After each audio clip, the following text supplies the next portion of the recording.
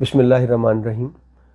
Radio Pakistan Bahawalpur podcast में मैं हूं इमरान जावेद और आज 4 फरवरी है और मेरे साथ एक ऐसी शख्सियत मौजूद हैं जो यकीनन हमारे लिए एक रहनुमाई का बायस भी है और हमारे से जो मोहब्बत का एक सिलसिला है वो भी दर्जात मौजूद है। मेरी मुराद है प्रोफेसर डॉक्टर जनाब इफ्तिखार आलम।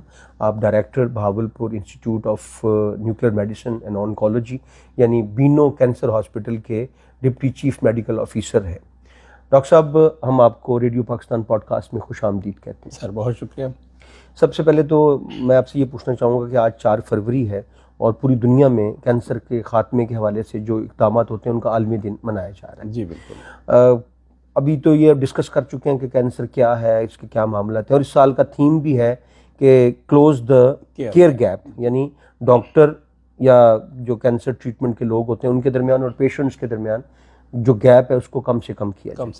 अच्छा, सबसे पहले मुझे ये बताएं कि ये जो मरकज़ी ख्याल है, जो थीम है इस साल का 4 फरवरी पे आज हम इसको सेलिब्रेट कर रहे हैं, तो ये है क्या और इस ज़िम्न में क्या क्या इक़दामात आप बरूए कार ला चुके हैं? जी सर, बहुत शुक्रिया सर। इमरान भाई, ऐसे है कि क्लोज द केयर गैप ये थीम जो है, इसका मकसद ये है कि कैंसर के मरीज़ के साथ जितना आप क्लोज रहेंगे, उसको हौसला दिए रखेंगे, चाहे पेशेंट है चाहे उसके अटेंडेंट हैं, उसके साथ रहेंगे, वो उतनी उसकी हिम्मत बढ़ी रहेगी और उसको आपको उससे तनहा नहीं छोड़ना। कैंसर की ट्रीटमेंट, कैंसर का जब एक मरीज़ को कैंसर के लफ्ज़ से डायग्नोज होता है तो उसकी जान निकल जाती है। तो ऐसे में उसको हौसला देना, उसके साथ चलना, उसकी फुल ट्रीटमेंट करना, ये बहुत ज़रूरी है, चाहे वो डॉक्टर्स हों, लवाहिकीन हों या ख़ुद पेशेंट हो। जी बिल्कुल। तो इस सिलसिले में हमारे सेंटर में हमेशा की तरह हम अवेयरनेस प्रोग्राम अरेंज करते हैं। इसमें सिर्फ पेशेंट्स के लिए नहीं, हम जनरल पब्लिक के लिए करते हैं और उनके लवाहिक जो साथ के जो लोग हैं, जो घर वाले हैं, उन सबको एजुकेट करते हैं कि भाई कैंसर के लिए अगर आपके पास कोई कैंसर का पेशेंट है तो आपने उससे कैसे ट्रीट करना है, और अगर कहीं कोई सस्पेक्टेड केस है कि उसमें हो सकता है कि कैंसर हो तो उसको कैसे आपने डायग्नोज करना है। जैसे मैं मिसाल दूं ब्रेस्ट की, तो ब्रेस्ट सेल्फ एग्जामिनेशन के लिए हम बहुत जोर देते हैं। ठीक है, अगर कहीं इस पे तो बहुत सारी आप अवेयरनेस वॉक्स और बिल्कुल तो सेमिनार्स भी कर चुके हैं। जी बिल्कुल। तो उसमें हम ये है कि वो उस गिल्टी अगर महसूस हुई है तो हमारे हॉस्पिटल में आए, हम उससे हमारे डॉक्टर जो लेडी डॉक्टर्स हैं वो उसको तशख़ीस के लिए उसका मुआयना करेंगी। उसके लिए अगर कोई ख़ास टेस्ट हैं जिसको मेमोग्राफी कहते हैं वो करवाना पड़ा तो वो करेंगे, फिर बायोप्सी और उसको इलाज के लिए तरफ चलेंगे। दूसरी बात ये कि जितना अर्ली स्टेज में डायग्नोज होगा कैंसर, उतने उसके रिजल्ट्स अच्छे हैं।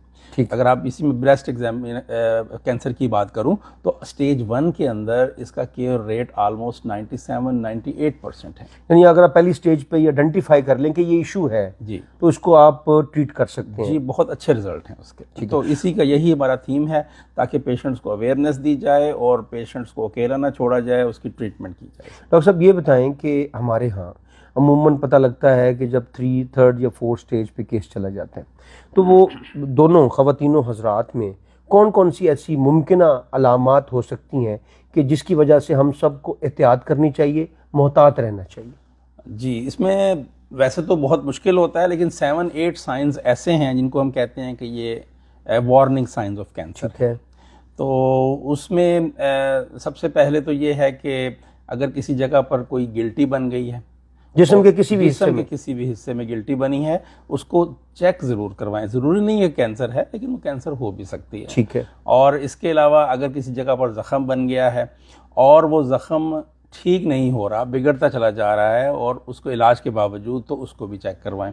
अगर वज़न कम हो रहा है तेज़ी से, 2 महीने में 4-5 kg वज़न कम हो गया, और अगर बुखार है और बुखार टूट नहीं रहा, आफ्टर एवरी पॉसिबल इन्वेस्टिगेशन आप किसी तशखीस तक नहीं पहुंच रहे, ठीक है, तो वो भी करना है।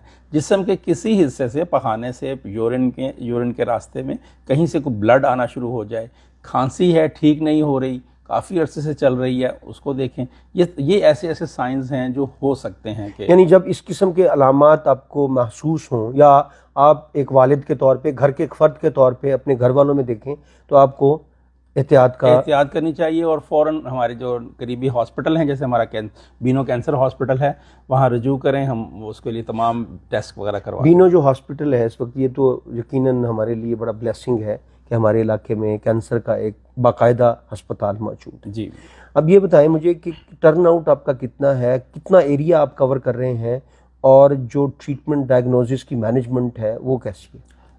सर बड़ा अच्छा सवाल किया आपने। सर हमारे पास जो एरिया है पूरे बहावलपुर स्टेट जिसको हम कहते थे, बहावल नगर से लेकर सादकाबाद तक का पूरा एरिया। डिवीजन? जी पूरा डिवीजन, और अपर सिंध और फिर कुछ लोधरा और इसके साथ के इलाके, ये सारे एरिया जो है ये हम ड्रेन करते हैं। पेशेंट हमारे पास ही आते हैं, और हमारा जो एनुअल टर्नओवर है वो अराउंड अबाउट 40,000 पेशेंट्स हमारे पास इलाज के लिए रजू करते हैं एक साल में।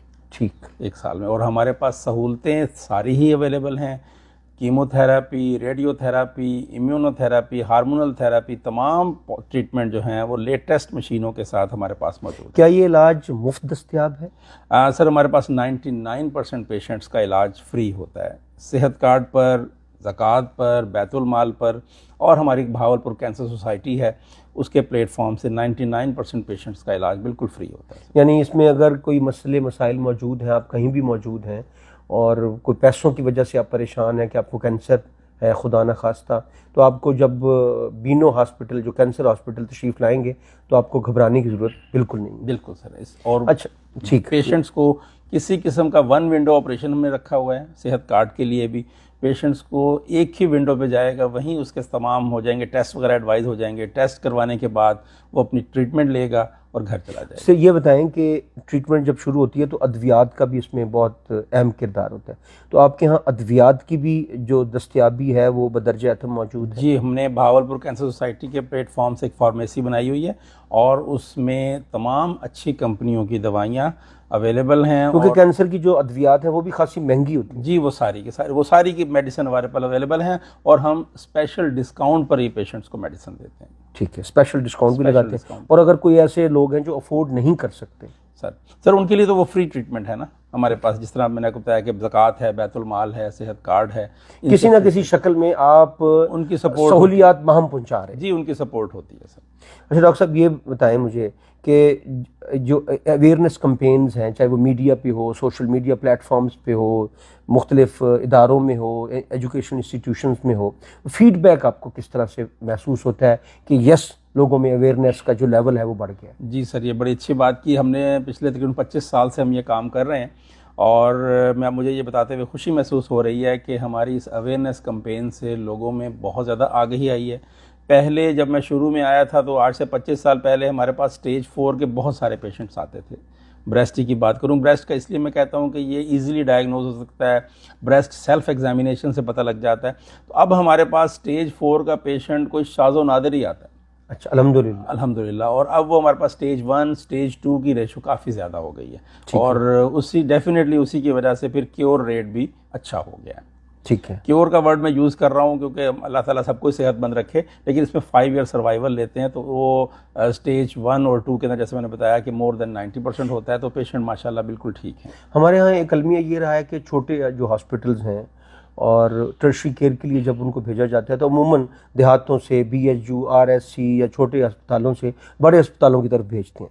तो आपका अस्पताल एक बड़ा अस्पताल भी है, क्या कभी ऐसा भी होता है कि कुछ पेशेंट्स को आप कहीं और रेफ़र करते हो? तकरीबन तमाम सहूलतें हमारे पास मुयस्सर हैं, सवाए चंद एक डायग्नोस्टिक टेस्ट के, जो हमारी मजबूरी भी है, गवर्नमेंट की मजबूरी भी है, जैसे पेट स्कैन हो गया जी। तो वो उसके लिए हमें मरीज़ों को भिजवाना पड़ता है, लेकिन वो भी हमारा इस्लामाबाद, लाहौर और कराची के हॉस्पिटल में अवेलेबल हैं, और वहाँ से भी सेहत कार्ड पर वो टेस्ट भी हो जाते हैं। तो वो ऐसी एक चीज़ है, वो ज़रा काफ़ी कॉस्टली है, तकरीबन 1.5 अरब का वो मशीन होती है जो लगाई जाती है।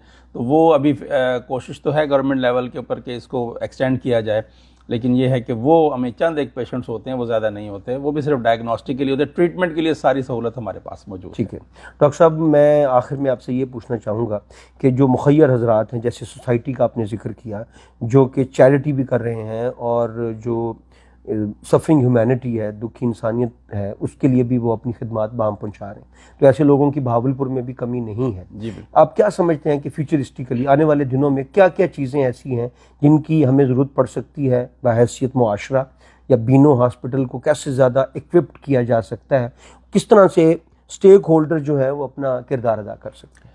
सर इसमें सबसे ज़्यादा तो यही है कि पेशेंट्स की, जिस तरह मेडिसिन की बात हो रही थी, मेडिसिन प्रोवाइड करने के लिए कैंसर सोसाइटी में हम हमारे अकाउंट है अस्करी बैंक के अंदर नूर महल रोड पे, वहाँ पर वो या हमारे हॉस्पिटल में आके वो डोनेशंस दे सकते हैं। हमारा भावलपुर कैंसर सोसाइटी रजिस्टर्ड इदारा है, इसका सालाना ऑडिट होता है, और पेशेंट जो हमें फिलैंथेरेपिस्ट जो हमें डोनेशंस देकर जाते हैं, वो उनको भी हम सब दिखा रहे होते हैं कि ये आपके पैसे हैं, ये यहाँ लगे। अगर उसके लिए पेशेंट्स को वो डायरेक्टली मेडिसिन भी देना चाहें तो हमें उसके लिए भी कोई प्रॉब्लम नहीं है, पेशेंट्स को वो हमें अपना यानी फ़ोन हमारे नंबर दें। तवस्सुत से, रेडियो पाकिस्तान भावलपुर पॉडकास्ट के तवस्सुत से हम ये कह सकते हैं कि अगर आप कैंसर हॉस्पिटल के लिए चैरिटी करना चाहते हैं, अतियात देना चाहते हैं, किसी भी शक्ल में खदमात हम पहुंचाना चाहते हैं, तो आप डायरेक्टली बीनो हॉस्पिटल में जाके अपनी खिदमात पेश कर सकते हैं।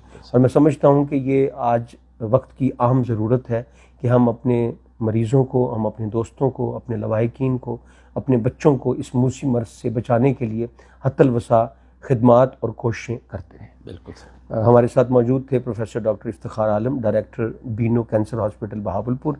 आज 4 फरवरी है, कैंसर का आलमी दिन मनाया जा रहा है। इस हवाले से हमने एक खसूसी गुफ्तगू इनसे की और हमें खुशी इस बात की है कि बीनो कैंसर हॉस्पिटल बहावलपुर तमाम मरीज़ों के लिए यकसा मौक़े फ़राहम किए हुए हैं इलाज के और उनकी मैनेजमेंट के। और जो इस साल का थीम था कि मरीज़, लवाहिकीन और डॉक्टर के दरमियान जो खलीज है या जो फासला है, इसको कम से कम किया जाए, तो हम समझते हैं कि हमारा आज का पॉडकास्ट भी यकीनन इस गैप को कम करने में अपना भरपूर किरदार अदा करेगा इंशाल्लाह। डॉक्टर साहब, आपका बहुत बहुत शुक्रिया। सर मेहरबानी। बहुत मैं मशकूर हूँ, आपका ममनून हूँ कि आपने वक्त दिया और आज के दिन की अहमियत और अफादियत के हवाले से अपनी राय का इजहार किया। बहुत शुक्रिया। अल्लाह आपको आपकी बहुत जज़ा बहुत दे मोहब्बत सर। बहुत thank you very much, grateful. Thank you.